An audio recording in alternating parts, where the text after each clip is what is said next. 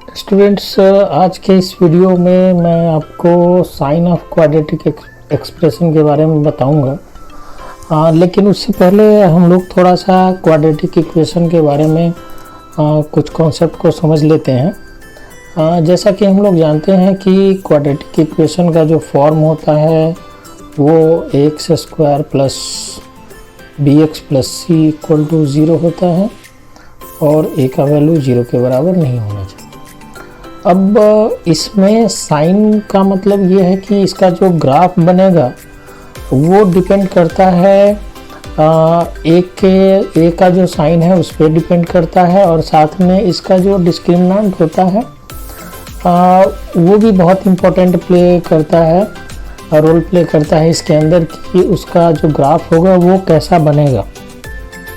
तो चलिए शुरू करते हैं आज का ये वीडियो।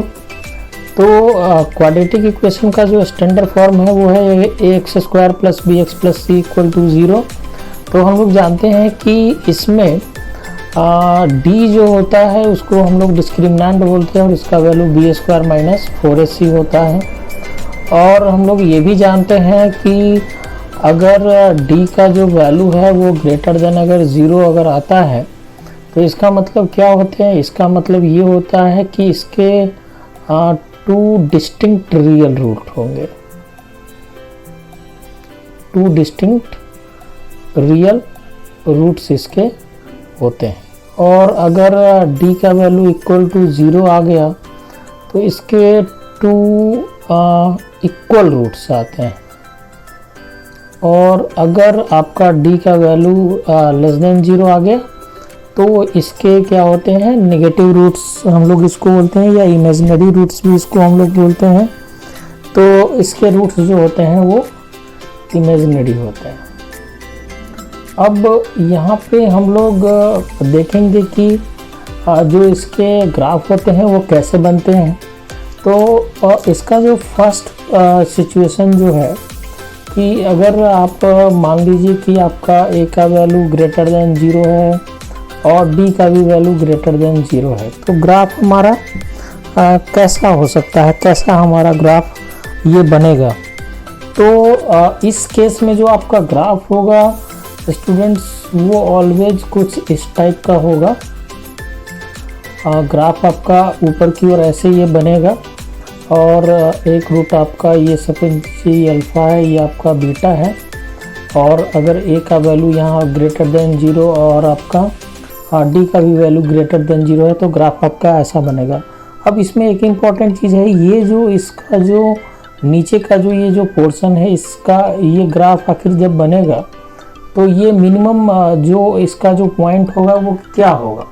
तो इसका जो मिनिमम पॉइंट होता है इसका वैल्यू होता है माइनस b/2a और कॉमा माइनस d/4 है, ये इसका कोऑर्डिनेट होता है।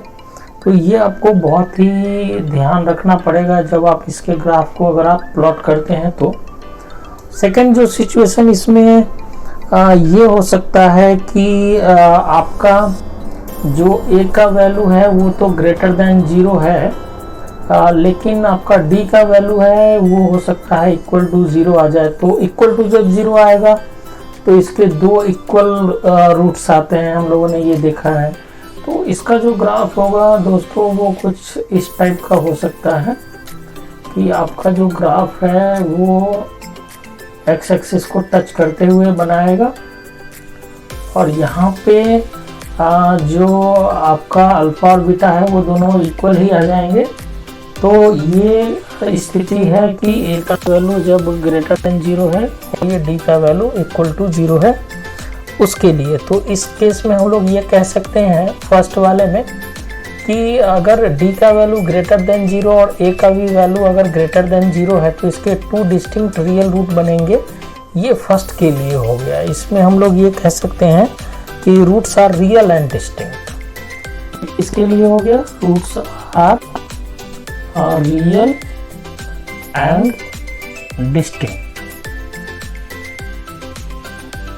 और ये जो केस है इसमें हम लोग ये कह सकते हैं कि रूट्स आर इक्वल, ये रूट्स हमारा इक्वल है इस केस में। जो थर्ड सिचुएशन हो सकता है पॉसिबल इसके अंदर, वो ये है कि आपका जो ग्राफ है वो हो सकता है कि एबव एक्स एक्सिस ये बने, ये ऊपर की ओर बने। अच्छा, एक चीज इसमें आपको हमेशा ये ध्यान रखना है, ये जो सारे मैं ग्राफ जो बता रहा हूँ डिफरेंट पोजीशन, ये सारे के सारे with respect to X axis होगा। मतलब ये जो हमारा सारा ग्राफ है विथ रिस्पेक्ट टू मैं एक्स एक्सिस बना रहा हूँ, ये ध्यान में रखना। तो आपका ग्राफ हो सकता है कि एबव द एक्स एक्सिस बने। ये एबव द एक्स एक्सिस कब बन सकता है? जब a का वैल्यू ग्रेटर देन 0 हो और साथ में जो d का जो वैल्यू है वो लेस देन 0 होना चाहिए, नेगेटिव होना चाहिए, तब आपका जो ग्राफ है वो एक्स एक्सिस से एबव ऊपर की ओर बनेगा। तो ये जो केस है, ये केस है व्हेन रूट्स आर इमेजिनरी। ये आपका जब रूट आपका इमेजिनरी होगा तो आपका ग्राफ होगा वो कुछ इस टाइप का बनेगा। अब हम लोग कुछ अलग पोजीशन और देखते हैं इसके अंदर। इसके अंदर नेक्स्ट जो पॉसिबिलिटी हो सकता है कि अगर सपोज कीजिए कि आपका जो a का जो वैल्यू है वो लेस देन 0 है, a का जो वैल्यू है वो अगर लेस देन 0 है और d का जो वैल्यू है वो ग्रेटर देन 0 है, ये ऐसा भी हो सकता है।